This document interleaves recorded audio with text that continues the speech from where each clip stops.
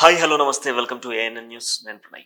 So మనతో పాటుగా ఈరోజు మెదక్కి సంబంధించి ఒక పేదింటి బిడ్డ పుట్టిన ప్రాంతం నుంచి ఎదగాలి అనుకున్నాడు, నిరుపేద కుటుంబం నుంచి ఎంపీ కావచ్చు అని నిరూపించేందుకే ఈరోజు ప్రజల్లోకి వచ్చాడు. ఎంపీ టికెట్ని సాధించి తెలంగాణలో ప్రస్తుతం ఉన్నటువంటి కాంగ్రెస్ పార్టీ టికెట్నే సాధించి ఈరోజు ఎంపీగా పోటీ చేయబోతా ఉన్నారు. మెదక్ నుంచి ప్రస్తుతం నీలం మధుముద్రాజ్ మనతో ఉన్నారు, ఆయనతో మాట్లాడదాం. నమస్తే మదన్. నమస్తే అన్న. సో ఒక పేదింటి విద్య ఇదే ప్రాంతంలో పుట్టి ఇదే ప్రాంత ప్రజలకు సేవ చేసేందుకు ప్రజలకు వెళ్తా ఉన్నారు.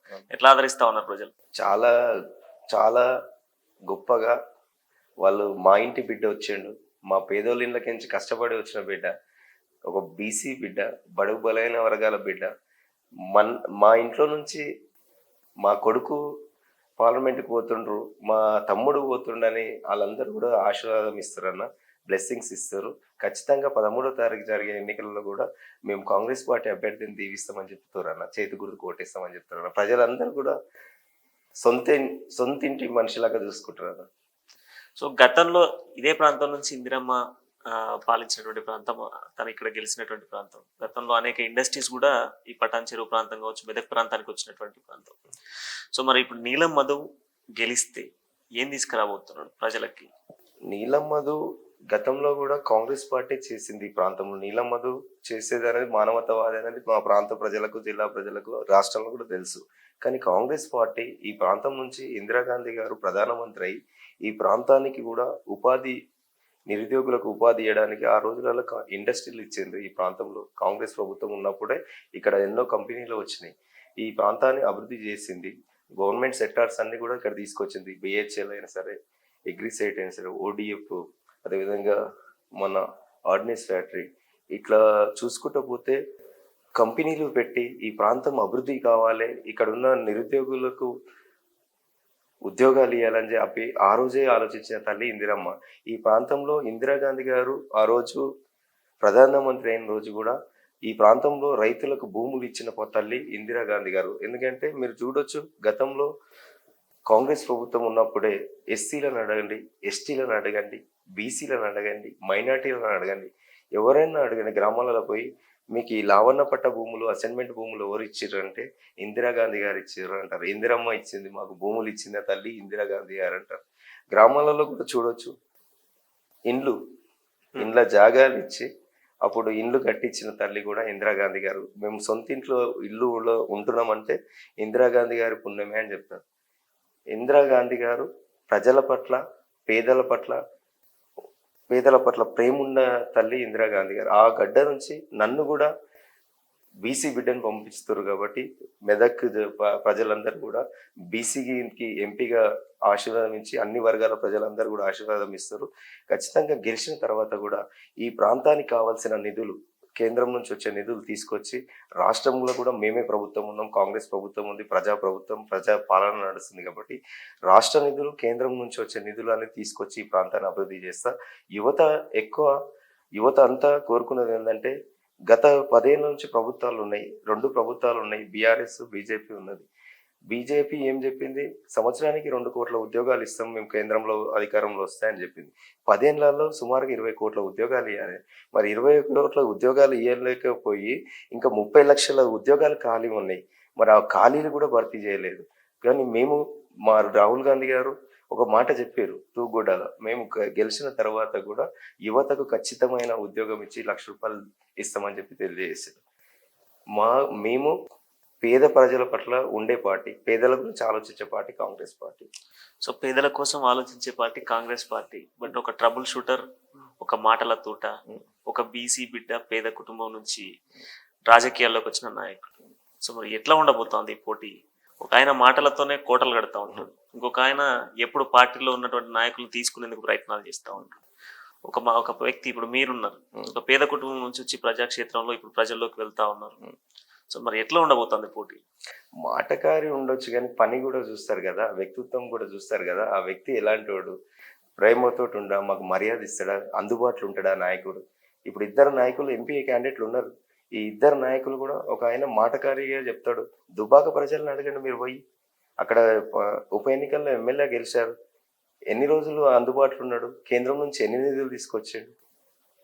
గతంలో కూడా బీజేపీ ఉంది కదా, ఎమ్మెల్యే ఉన్నాడు కదా, మరి ఎన్ని నిధులు తీసుకొచ్చి అభివృద్ధి చేసిండు? అక్కడ దుబాక ప్రజలు చెప్తారు నిరుద్యోగులకు నిరుద్యోగ వృత్తి ఇప్పిస్తా అని చెప్పి మాట ఇచ్చిండంట. ఒక్క నిరుద్యోగులకు కూడా ఉద్యోగాలు పెట్టి వెళ్ళాడు ఆ ప్రాంతంలో. నువ్వు మంచి చేసినుంటే దుబాక ప్రజలే నిన్ను ఎందుకు ఓడగొడుతుంది? సిట్టింగ్ ఎమ్మెల్యేని ఎందుకు ఓడగొడుతుంది? నీ దుబాకనే నిన్ను తీసుకోలేకపోతుంది. నీ నీ పరిపాలన మెదక్ పార్లమెంట్ ఎలా తీసుకుంటుంది? నీ మాటలు చెప్పొచ్చు, అడ్వకేట్, నీ వృత్తి అడ్వకేట్ కాబట్టి మాటలు వస్తాయి కాబట్టి మాటలు చెప్పొచ్చు. డబుల్ షూటర్ అంటున్నాం. ఆయన డబుల్ షూటర్ మాటలు మీకు తెలుసు. మేము రైతు బంధు, మా మా రైతు రుణమాఫీ మా రేవంత్ అన్న నా ప్రచారంలో భాగంలో నామినేషన్కి వచ్చి రైతు రుణమాఫీ చేస్తా అని చెప్పి ఆగస్టు 15వ తారీఖు రోజు చేస్తామని చెప్పి మాట ఇచ్చిండు. ఆగస్టు 15వ తారీఖు ఇవ్వకపోతే నేను రాజీనామా చేస్తాను, నువ్వు రాజీనామా చేస్తావా అంటాడు.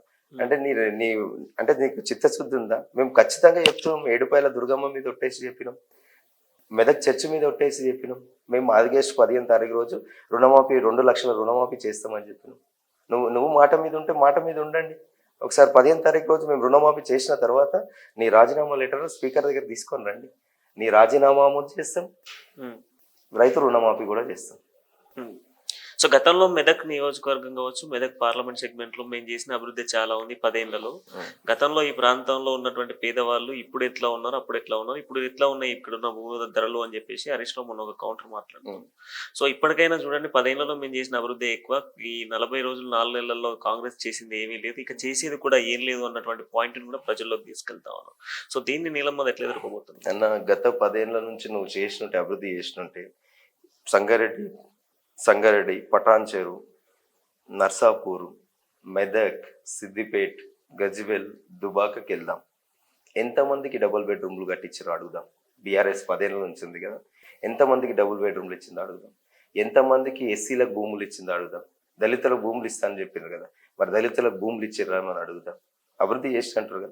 మేము చెప్తున్నాం, ఎస్ మేము 4 నెలలు అవుతుంది. 4 నెలల్లో గ్యారంటీలు 6 గ్యారంటీలలో 5 గ్యారంటీలు నెరవేరుస్తూనే ఉన్నాం. మీరు చూడొచ్చు, అక్కలను చెల్లెలను అడగండి. ఉచిత బస్సు ప్రయాణం చేస్తుంటే ఉచితంగా బస్సు ప్రయాణం చేస్తురా లేదా చూడండి, అడగండి. గ్యారంటీ మీరు అడగండి, మీడియా ఛానల్ ద్వారా అడగండి. అక్కలను ఆర్టీసీ బస్సులో పోయి అడగండి. ఒక నిరుపేద కుటుంబంలోకి పోయి కరెంటు బిల్లు 200 యూనిట్ల కరెంటు బిల్లు, జీరో బిల్లు, ఒక సుమారుగా 600 నుంచి 800 రూపాయలు ఖర్చు అవుతుంది నెలకు. అది మేము ఉచితంగా ఇస్తున్నామా లేదా అనుకోండి. సబ్సిడీ గ్యాస్ సిలిండర్, గతంలో కూడా ఇందిరాగాంధీ గారు, మన్మోహన్ సింగ్ గారు ప్రధానమంత్రి ఉన్నప్పుడు కట్టెల పొయ్యి మీద వండుకుంటే దీపం పథకం కింద కూడా గ్యాస్ సిలిండర్ ఇచ్చిన పార్టీ కూడా కాంగ్రెస్ పార్టీ. ఈరోజు మోడీ గారు 1200 రూపాయలు గ్యాస్ సిలిండర్ అయింది. దాంట్లో ఇక్కడ ఇందిరమ్మ ప్రభుత్వం వచ్చిన తర్వాత తెలంగాణలో మేము 500 రూపాయలు సబ్సిడీ కూడా ఇస్తున్నాం కదా గ్యాస్ సిలిండర్ మీద. ఆరోగ్య బీమా 10 లక్షలు పెంచినాం కదా. అదేవిధంగా ప్రతి కాన్సెన్సీకి 3500 ఇండ్లు, ఇందిరమ్మ ఇండ్లు శాంక్షన్ చేసినాం. ఎలక్షన్ కోడ్ అయినాక గ్రామాలలో గ్రామసభ పెట్టి అక్కడున్న మా స్థానిక నాయకులను అందరినీ, ఎమ్మెల్యేలను అందరు కలుపుకొని గ్రామసభ పెట్టి నిరుపేద అందరూ కూడా ఇందిరమ్మ ఇండ్లు ఇస్తామంటున్నాం. ఇంకా ఈ 4 నెలల్లో గివ్ చేస్తున్నాం. ఇంకా 4.5 సంవత్సరాలు ఉన్నాం. ఈ ప్రాంతాన్ని, ఈ మన తెలంగాణని ఈయన ఎట్లయితే అహంకారంతో పరిపాలించిండో ఆయన అహంకారమే ఆయనను బొందబెట్టింది. మేము ప్రజాప్రభుత్వం, ప్రజల మధ్యలో ఉండేటోళ్ళం. మా నాయకులు కూడా, మా ఎమ్మెల్యేలు, మా మంత్రులు, మా ముఖ్యమంత్రి, మా నాయకులు అందరూ కూడా పొద్దున్న లేస్తే ప్రజలతో ఉంటారు. ప్రజల కష్ట సుఖాలు వింటారు. మాకు చిత్తశుద్ధి ఉంది. మేము ఖచ్చితంగా పేదల పట్ల మా ప్రభుత్వం ఎప్పుడు తోడు ఉంటుంది. ఈ ప్రాంతాన్ని కూడా అభివృద్ధి చేసే బాధ్యత కూడా తీసుకుంటాం. ఈ 5 ఏళ్లలో మేము చాలా అభివృద్ధి చేస్తాం. నెక్స్ట్ 5 ఏళ్ళు కూడా 10 ఏళ్ళు మేమే ప్రభుత్వంలో ఉంటాం. సో ఇప్పటివరకు చేసినటువంటి 5 ఇంప్లిమెంటేషన్స్ తోనే ప్రజల్లోకి వెళ్తాం. మరింత ఇప్పుడు రాబోతున్న పార్లమెంట్ లో కూడా మరొక 5 హామీలు ఇచ్చింది. సో వీటన్నిటిని కూడా ప్రజలు చూసి కాంగ్రెస్ పార్టీ వైపు వచ్చేటువంటి ఛాన్సెస్ ఉన్నాయి అన్నట్టు భావిస్తాం. ఎక్కువ ఉన్నాయన్న. అయితే కాంగ్రెస్ పార్టీ అంటేనే సమానత్వం ఇచ్చే పార్టీ. అన్ని వర్గాలకు సమానత్వం ఇస్తుంది. బీసీ కులగణన, ఈరోజు బీసీలు దేశవ్యాప్తంగా ఎంతమంది ఉన్నారో మీకు తెలుసు కదన్న. బీసీ కులగణన ఆ రోజు ఎట్లయితే మేనిఫెస్టో పెట్టడం, తెలంగాణలో మేనిఫెస్టో ప్రకారం కూడా తీర్మానం చేయాలని మొన్న అసెంబ్లీలో కూడా బిల్ చేసినాం బీసీ కులగణన. అదేవిధంగా దేశంలో కూడా బీసీ కులగణన తీసుకొస్తున్నాం. మీ వాటా, మీ శాతం ఎంతో, మీ వాటా అంతా అని చెప్పి తీసుకొస్తున్నాం. సమానత్వం తీసుకొస్తున్నాం. వాళ్ళు ఏం చెప్తారు, అవతల నాయకులు ఏం చెప్తారు, ఒక ఆయన ప్రాంతీయవాదం ఎత్తుకొని ప్రాంతీయవాదాన్ని బొందబెట్టేసి బీఆర్ఎస్ పార్టీ పెట్టుకున్నాం, టీఆర్ఎస్ తీసి బీఆర్ఎస్ పెట్టుకున్నాం. దాని తర్వాత బీజేపీ వాళ్ళు ఏం చెప్తారు, మతం మీద ఓట్లు అడుగుతారు. మేమేం అడుగుతున్నాం? సమానత్వం మీద ఓట్లు అడుగుతున్నాం. మేము అన్ని వర్గాల ప్రజలను సమానత్వం చూడాలి. మేము అందరం భారతీయులం. మేము ఇండియా. మాకు రామ్ కావాలి, రహీమ్ కావాలి, రాబర్ట్ కావాలంటున్నాం. రామ్, రహీమ్, రాబర్ట్ అందరం సమానత్వంగా ఉండాలనుకుంటున్నాం. దేశంలో అందరూ ఐకమత్యంగా ఉండాలి. ఎస్, నేను ఇండియా అని చెప్పుకోవాలనుకుంటున్నాం. పంచభూతాలు ఉన్నాయి ఈరోజు. పంచభూతాలు మన ఒక వర్గానికే ఇస్తుందా? ఉమ్, ఒక మతానికే ఇస్తుందా? ఈ పంచభూత జీవరాశులకు అందరికీ కూడా ఇస్తుంది కదా. అట్లనే మేము కూడా ఆ పంచభూతాలను ఆదర్శం తీసుకున్నాం. సమానత్వమే కావాలంటున్నాం. మా పార్టీని ఖచ్చితంగా దీవిస్తారన్న. రాబోయేది కూడా ఇండియా కూటమి. ఖచ్చితంగా ఈడ కూడా మెదక్ పార్లమెంట్లో కూడా నీలం మధును గెలిపిస్తారన్న ప్రజలందరూ కూడా. సో రామ్ అంటే రామ్ మందిరమే మా బలం అని చెప్పేసి రఘునందన్ చెప్పుకుంటా ఉన్నాడు. ఉమ్, సో రామ మందిర నిర్మాణం తర్వాత చాలా మార్పులు జరిగాయి. ఉమ్, సో రాబోతున్నటువంటి రోజుల్లో మళ్ళీ మోడీ సర్కార్ రాబోతుంది. సో ఇప్పుడు ఎన్ని హామీలు ఇచ్చినా కాంగ్రెస్ పార్టీ చెప్పుడు మాటలు చెప్పినంత మాత్రాన ప్రజల్లో ఒరిగేది ఏం లేదు. ప్రజలు ఖచ్చితంగా కూడా బీజేపీని విశ్వసించబోతా ఉన్నారు. సో ఈ నేపథ్యంలోనే మరొకసారి ప్రధానిని కూడా తీసుకొస్తా అని చెప్పేసి చెప్తా ఉన్నారు. ఉమ్. రామ్ మందిర్ చెప్తున్నా కదన్న, మేము కూడా రాముని మొక్కుతాం. మేము మొన్న శ్రీరామనవమి అయితే కళ్యాణం చేసినాం. Yes. బతుకమ్మ పండుగ అయితే బతుకమ్మ చేసినాం. ఎల్లమ్మ పండుగ అయితే ఎల్లమ్మ పండుగ చేసినాం. మొన్న మా ప్రాంతంలో గత సంవత్సరం శివోత్సవం అనే ఒక పెద్ద కార్యక్రమం చేసినాం. అయ్యప్ప స్వామి పూజ చేసినాం. అంటే మేము కూడా హిందువులమే కదా. ఉమ్, ఈ దేశంలో పుట్టిన ప్రతి ఒక్కళ్ళు ఉంటారు కదా. అంటే మేము కావాల్సింది మాకేం కావాలి? మా పార్టీ సిద్ధాంతం, మా సిద్ధాంతం అన్ని వర్గాలు సమానత్వం చూడాలి. నాకు కూడా మతం ఉంది. మతాన్ని గౌరవిస్తూ అందరినీ కూడా సమానంగా చూడాలి. సమాజంలో ఉన్న వాళ్ళని కూడా అందరినీ సమానం చూడాలి. నేను అదే చెప్పిన కదా, ఇంతకుముందు కూడా చెప్పిన కదా. రామ్, రహీమ్, రాబర్ట్ సమానత్వం కావాలి. ఇండియానే కావాలి. దేవుడు కూడా ఏం చెప్తాడన్న? దేవుడు ఏం చెప్తాడు? నా పేరు చెప్పి ఓట్లు ఎందుకు అడుగుతారు కన్నా? మీరు ప్రజలకు ఏం చేస్తారో చెప్పండి. ప్రజలకు మీరు ఏం చేస్తారో చెప్పండి అని చెప్తాడు. దేవుడు కూడా అదే కోరుకుంటారు. మీరు మంచిగా ఉండేరు బాబు అని అనుకుంటాడు. నన్ను ఎందుకు లాగుతారు రాజకీయాలకు అంటాడు. సో ఇప్పుడు త్వరలో కేసీఆర్ రోడ్ షో కూడా మెదక్ పార్లమెంట్ పైన ఉండబోతోంది. సో 7వ తారీఖు రోజు మెదక్ పార్లమెంట్ లో పర్యటించబోతా ఉన్నాడు. సో కేసీఆర్ పర్యటించిన తర్వాత మళ్ళీ పార్లమెంట్ ఎన్నికలకు సంబంధించినటువంటి నేపథ్యంలో కొంత ఇంపాక్ట్ మారుతుంది. బీఆర్ఎస్ కి గ్రాఫ్ పెరిగే ఛాన్సెస్ ఉన్నాయి. హరీష్ రావుకి ఎక్కువ క్యాడర్ ఉన్నటువంటి ప్రాంతము, ప్లస్ ఆయనకు సంబంధించినటువంటి నాయకులంతా కూడా అదే ప్రాంతంలో ఉన్నారు. సో వాళ్ళతో మరింత ప్రభావితం చేయాలి. రాబోతున్నటువంటి ఈ పార్లమెంట్ సీట్ ని ఖచ్చితంగా మెదక్ లో గెలవాలి అన్న టార్గెట్ లో కూడా బీఆర్ఎస్ స్కెచ్లేస్తా ఉంది. Main thing BRS target Medak ticket మీదే ఉంది, మెదక్ సీట్ పైనే ఉంది. సో దాన్ని ఎట్లా ఎదుర్కోబోతుంది? మెయిన్ థింగ్ ఉండొచ్చు, ఎవరు ఆలోచన వాళ్ళకు ఉండొచ్చు, కానీ మాకు కూడా నమ్మకం ఉంది. ఈ ప్రాంతంలో ఎక్కువ శాతం ఉన్నది కూడా బడుగు బలైన వర్గాలు, బహుజన వర్గాలు, బీసీ శాతం ఎక్కువ ఉంది. మాకు కూడా ఖచ్చితంగా బీఆర్ఎస్ పార్టీ, మాకు రేవంత్ అన్ననే నేను ఆదర్శం తీసుకున్నా. కొడంగల్లో ఆయన ఎమ్మెల్యేగా ఓడిపోయాడు. ఓడిపోయిన తర్వాత మల్కాజ్గిరి ఎంపీకి వచ్చాడు. ఆ రోజు బీఆర్ఎస్ పార్టీ రాష్ట్రంలో అధికారంలో ఉంది. 7 సెగ్మెంట్లలో వాళ్ళ సెగ్మెంట్లో ఎమ్మెల్యేలు, కానీ ఆ రోజు ఎంపీగా గెలిపారు కదా రేవంత్ రెడ్డి గారు. ఈరోజు నన్ను కూడా అదే చేస్తారు. మెదక్ ప్రజలు కూడా చూస్తారు. వాళ్ళు 6 మంది ఎమ్మెల్యేలు ఉండొచ్చు, మాకు ఒకళ్ళు ఎమ్మెల్యే ఉండొచ్చు, రోహిత్ గారు. మా నాయకులు స్ట్రాంగ్గా ఉన్నారు, మా కార్యకర్తలు బలంగా ఉన్నారు. మా ప్రభుత్వం వచ్చింది. మా ప్రభుత్వం చేసే సంక్షేమ పథకాలు మనం గెలిపిస్తాయి. ఖచ్చితంగా నీలం మధును మా బీసీ బిడ్డను గెలిపించుకుంటామని అన్ని వర్గాలు తోడుకుంటారు. సో మొన్న హరీష్ రావు గారు కూడా ఈ మెదక్ పార్లమెంట్ కి సంబంధించిన ప్రచారంలోనే ఒక మాట అన్నారు. సో అయ్యో పాపం అని చెప్పేసి కాంగ్రెస్ నాయకులకు ఒక అవకాశం ఇచ్చారు తెలంగాణ ప్రజలు. సో ఇచ్చినటువంటి అసెంబ్లీ ఎన్నికల్లోనే ప్రజలకు బుద్ధి చూపించారు. సో ఇప్పుడు పార్లమెంట్ లో అలాంటి తప్పు జరగదు. ఖచ్చితంగా ప్రజలు బీఆర్ఎస్ ని నమ్ముతారు. ఎందుకంటే 10 ఏళ్లలో సుభిక్షమైనటువంటి పాలన, వాళ్ళకి తాగునీళ్ళు కానీ, కరెంటుకి కానీ ఏ దానికి కూడా ఇబ్బంది రాకుండా మేము చూసుకున్నటువంటి పాలన. ఈ 4 నెలల్లో కాంగ్రెస్ ఇస్తున్న పాలనకు ఖచ్చితంగా బుద్ధి చెప్తారు. గతంలో ఓడిపోయారు అన్నటువంటి ఏదో సెంటిమెంట్ తో ఈసారి ఓటేసి గెలిపించారే తప్ప ఈసారి ఛాన్స్ లేదు అని చెప్పేసి హరీష్ రావు గారు అంటారు. దీనికి ఏం చెప్తారు మీరు? ఆయనను అంటే ఆయన చెప్తారు కదా, ఆయన అహంకారమే ఆయన బొందబెట్టింది. ఈరోజు వామోదులు కూర్చోబెట్టింది కదా, ఆ అహంకారం పూర్వక మాటలే. ప్రజలు ఏం కోరుకుంటారు?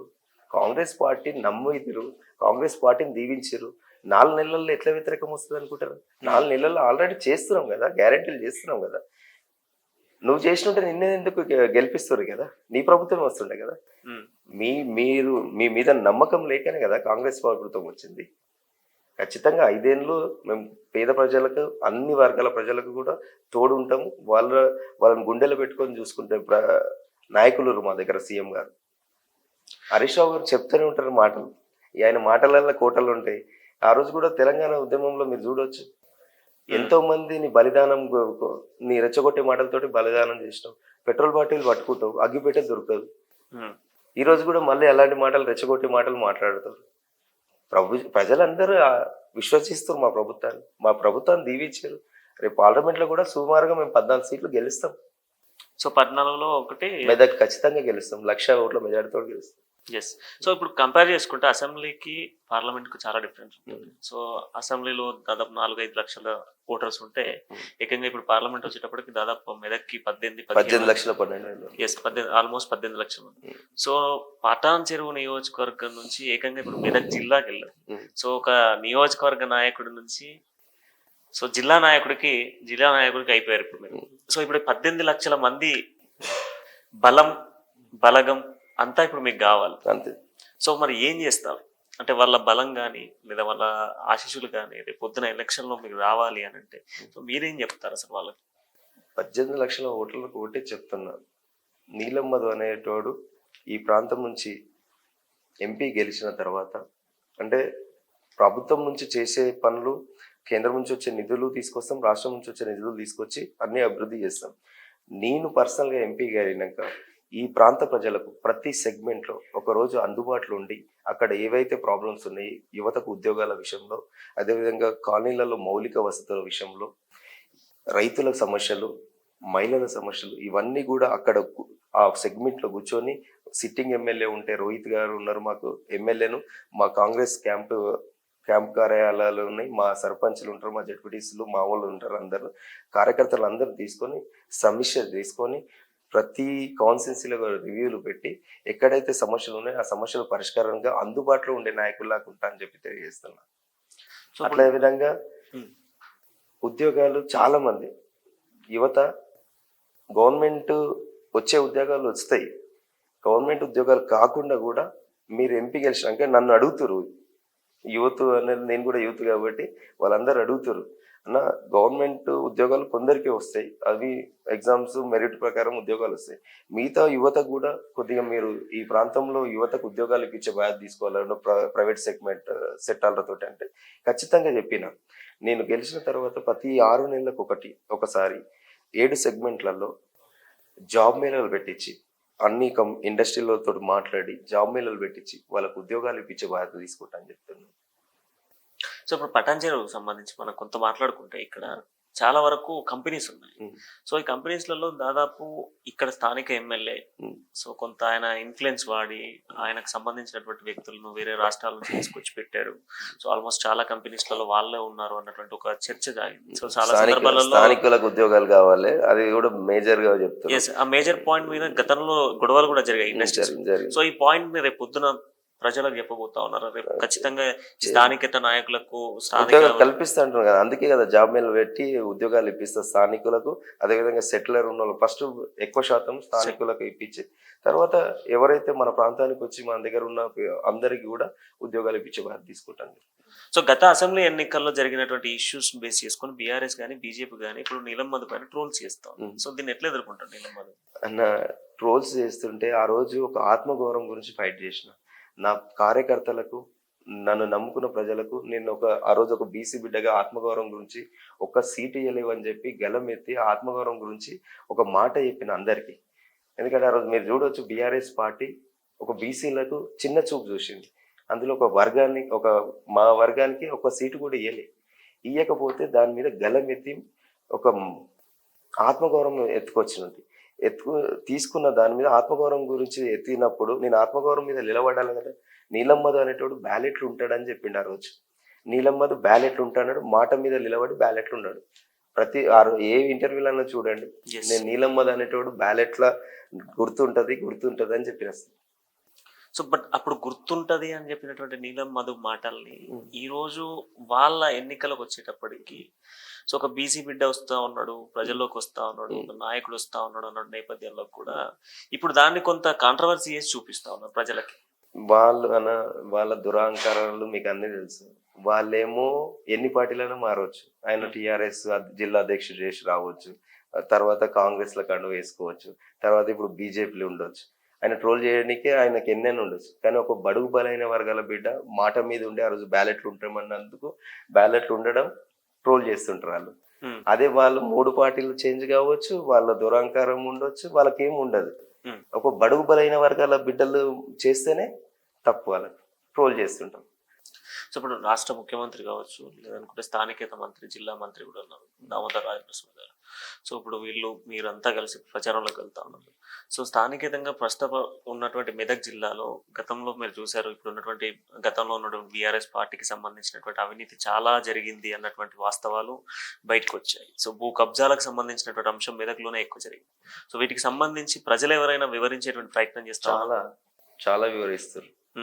మన ప్రభుత్వం వచ్చింది, ఇట్లా గత ప్రభుత్వం ఇట్లా కబ్జాలు ఇవన్నీ చేసిర్రు, వీటి మీద రివ్యూ చేసి మాకు న్యాయం చేయాలని చెప్పి చాలా పిటిషన్ ప్రజాభవన్ కూడా వచ్చి చాలా మంది అప్లికేషన్ చేశారు. అది పార్టీ చూస్తుంది. ఎలక్షన్ తర్వాత కూడా అవి రీఎంక్వైరీ చేసి ఎవరైతే నష్టపోయిన వాళ్ళు ఉంటారో వాళ్ళకి మెయిల్ చేస్తుందని చెప్పి తెలియదు.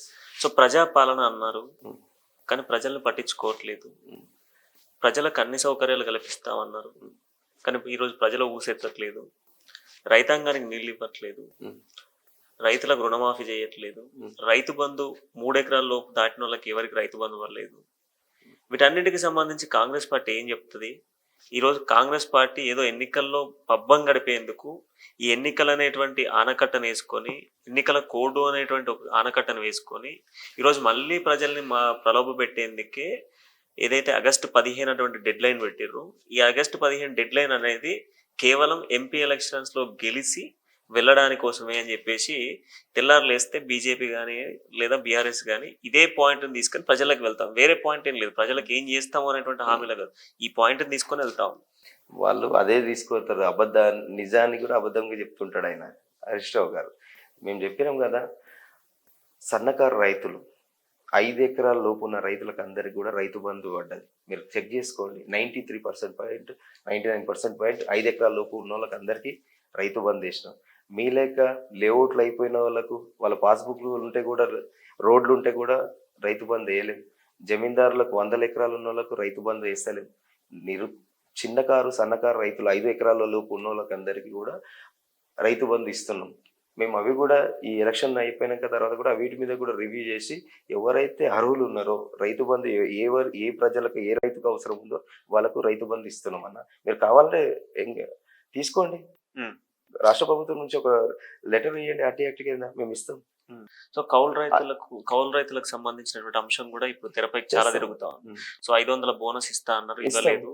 ఇప్పటికే కళ్ళ వద్ద వడ్లన్నీ కూడా కౌంటర్లకు చేరుతా ఉన్నాయి, వాటికి సంబంధించినటువంటి గిట్టుబాటు ధర కల్పించట్లేదు. ఇస్తామంటాం కదా, మేము ఇచ్చి కూడా 4 నెలలు అయింది. ప్రభుత్వం వచ్చిన దాంట్లో చేస్తున్నావు, నువ్వు అన్ని ఖాళీ చేసిపోయినావు. 63,000 కోట్ల మెరుగుపడే బడ్జెట్ ను 7 లక్షల కోట్ల అప్పు చేసిపోయినావు. మరి అవి అన్ని సర్దిద్దుకుంటా వాళ్ళకు నెలకు, అంతకుముందు అధికారులకు కూడా నెలకు జీతాలు ఇవ్వకుంటే నీ ఇష్టం ఉన్నప్పుడు ఇస్తుంటే అవన్నీ సరిదిద్దుకుంటా, సంసారం సరిదిద్దుకుంటా ఒక్కొక్కటి చేసుకుంటూ వస్తున్నాం కదా. ఖచ్చితంగా మేము మళ్ళీ నమ్మిరు ప్రజలు. తెలుసు కదా, ఒక కుటుంబంలో ఒక పెళ్లి అయితే ఆ కుటుంబం కోలుకోవడానికి 1 నెల నుంచి 2 నెలలు పడుతుంది. తెలంగాణ ప్రజలకు అందరికీ తెలుసు. ప్రభుత్వం వచ్చి 4 నెలలు అయింది. 4 నెలల్లో కూడా అన్ని చెప్పిన దాంట్లో ఒక్కొక్కటి చేస్తుండు. మా ముఖ్యమంత్రిని నమ్ముతారు ప్రజలందరూ, రైతులు కూడా నమ్ముతారు. మేము ఆగస్టు 15కి ఇస్తాం రైతు రుణమాఫీ 2 లక్షలు. ఆ రోజు రాజశేఖర రెడ్డి ఎట్లయితే 1 టైం రైతులకు రుణమాఫీ చేసినో 1 లక్ష రూపాయలు, ఈ రోజు రేవంత్ అన్న కూడా మా ప్రభుత్వం, ప్రజా ప్రభుత్వం, కాంగ్రెస్ ప్రభుత్వం 2 లక్షల రుణమాఫీ మాట ప్రకారం ఆగస్టు 15 తారీఖు చేస్తాం. సో ఓవరాల్ గా చివరిగా మెదక్ నియోజకవర్గ పార్లమెంట్ జిల్లా ప్రజలందరికీ కూడా ఓవరాల్ గా నీలం మధు ఒక పేద బిడ్డగా, ఒక నిరుపేద కుటుంబం నుంచి వచ్చినటువంటి నాయకుడిగా, సో మరొక మాట ఏంటంటే యంగ్ అండ్ డైనమిక్ అని చెప్పాలి. సో అందరు తలలు బండి లుంగిలు కట్టుకొని దోతులు వేసుకొని పార్లమెంట్కి వెళ్తే పాయింట్ షర్ట్ వేసుకొని వెళ్తున్నటువంటి తొలి పార్లమెంట్ సభ్యుడిగా భావించాలా? అవునండి. సో ఏం చెప్తారు మొత్తం ఓవరాల్ గా? మెదక్ ప్రజలందరూ కూడా, మెదక్ పార్లమెంట్ పరిధిలో ఉన్న ప్రజలందరికీ, నాయకులకు, ప్రతి ఒక్క వర్గాలకు అందరికీ కూడా, మీ అందరూ కూడా ఒకసారి ఈ పేదింటి బిడ్డకు, బడుగు బలైన వర్గాల బిడ్డకు మీరు ఓటేసి, కాంగ్రెస్ పార్టీకి ఓటేసి, చేతి గుర్తుకు ఓటేసి నన్ను పార్లమెంట్కు పంపేయండి. మీకు అందుబాటులో ఉండే నాయకుల్లాగా ఉండి మీకు సేవ చేసే భాగ్యం కల్పించాలని మనస్ఫూర్తిగా కోరుకుంటున్నాను. Thank you. సో మొత్తానికి మెదక్ నియోజకవర్గానికి సంబంధించి మెదక్ పార్లమెంట్ సెగ్మెంట్ లో ఖచ్చితంగా కూడా నేను అందుబాటులో ఉంటా. ప్రతి పేదవాడికి అందుబాటులో నేను ఉంటా. నియోజకవర్గాలే కాదు ప్రతి ఒక్క సెగ్మెంట్ లో అందుబాటులో ఉండే నాయకుడిగా గుర్తింపు తెచ్చుకుంటా. సోనియమ్మ, ఇందిరమ్మకి ఇచ్చేటువంటి మాటగా మెదక్ సీట్లో ఏ విధంగా అయితే గతంలో ఇందిరమ్మని గెలిపించారో ఈ రోజు మెదక్ ప్రజలు నన్ను కూడా గెలిపించబోతా ఉన్నారు. రాబోతున్నటువంటి రోజుల్లో ఖచ్చితంగా కూడా మెదక్ పార్లమెంట్ సెగ్మెంట్ లో కాంగ్రెస్ జెండా ఎగురుతుందంటూ కూడా నీలమ్మతో చెప్తా ఉన్నారు.